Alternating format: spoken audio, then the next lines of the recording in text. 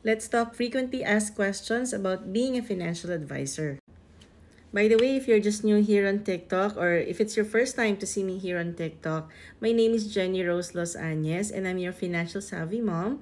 I'm a unit head and financial advisor of Manulife Philippines. Ngayon, let's answer the first question. Required ba mag full-time as being a financial advisor? So, hindi naman. The answer is no. Hindi. Kasi ako, personally, hindi din ako nag-start dito as full-time agad. I'm a business owner before and nag-start din naman ako ng part-time.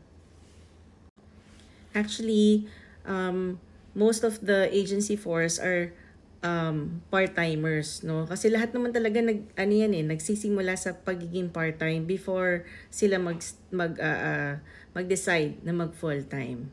Yan.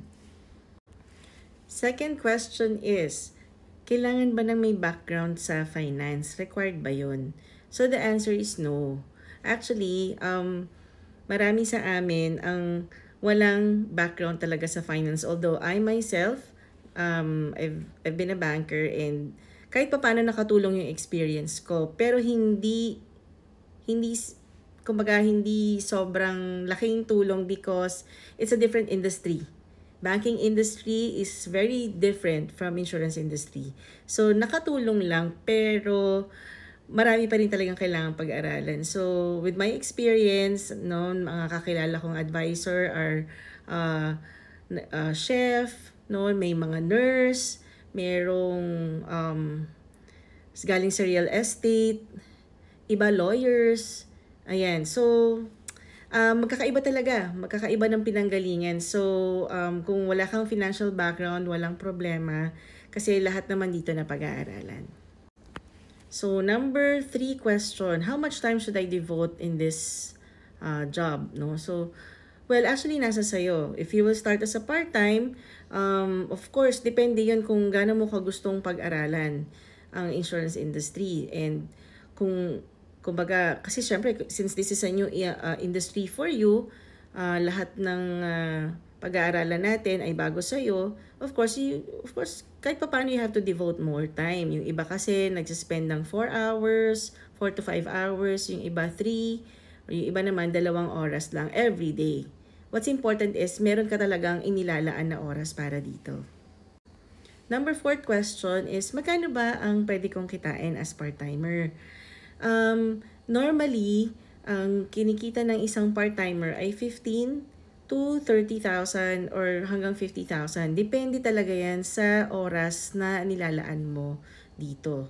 So, di ba, kung halimbawa, of course, if you put in more time, more effort, of course, you're gonna have opportunities to have more clients. Kung marami kang oras na nilalaan, mas marami kang nakakausap, of course, mas marami kang natuturuan. Yun. So, maraming possibility, malaki ang possibility dito. And number 5 question, wala akong experience sa sales kakayanin ko kaya? Hindi ako magaling makipag-usap sa tao and all. So, I don't have much network, ganyan. Yun yung commonly concern, no? So, ang sa akin, ako din naman, no? Hindi ganun kalawak yung network ko at hindi din naman ako ganun kagaling magsalita, pero ang lahat, I believe lahat ng bagay na pag-aaralan, no? So, syempre, isipin mo yung time na meron kang ginusto. Anong ginawa mo nung gusto mong gawin yon? Diba? Even if you lack resources, even if you have limitations, pag ginusto kasi may paraan. Yung pala yun. Pag gusto may paraan. And of course, hindi ka namin pababayaan dito kung gusto mo man sumama sa aming team because we have a lot of resources. Yan. Marami tayong trainings. Busog na busog tayo sa trainings dito. And everything is handed to you. Ikaw na lang ang kulang. Ikaw na lang talaga yung gugusto dapat na gawin yung work natin. Kailangan ko bang pumunta ng office from time to time? The answer is no. No? Hindi lagi. Of course, there are times na required tayo to go to the office, pero hindi yan every day. No? Hindi rin yan every other day. Actually, you can do this from your home, you can work from home, or you can actually work from anywhere. So, for as long as you have an internet, no, kayang-kaya mong gawin tong trabaho na to. Jenny, gusto ko nang itry yan. Paano ba ako magsisimula? Well, kung gusto mo nang itry ito, gusto mo nang malaman paano to ginagawa, just send me a message, no? You can send me a message here on TikTok or on my Facebook page, The Financial Savvy Mom. No, i-message mo lang ako and I will guide you paano mo ito isa-start tong journey na to as being a financial advisor. And by the way, yung hinahanap ko is yung una, may pangarap sa buhay, 'di ba? Pangalawa, may malasakit sa tao. Ayun. And then yung meron ding willingness to learn. Yung masipag mag-aral, no? Kasi kung hindi mo pag-aaralan 'to, mahihirapan ka, no?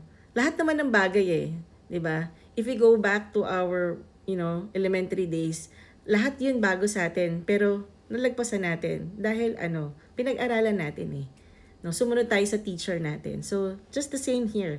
Sumunod lang tayo sa mga leaders and yun, i-guide namin kayo on how you can become a good financial advisor. So, if you're ready now, just send me a PM and I will guide you.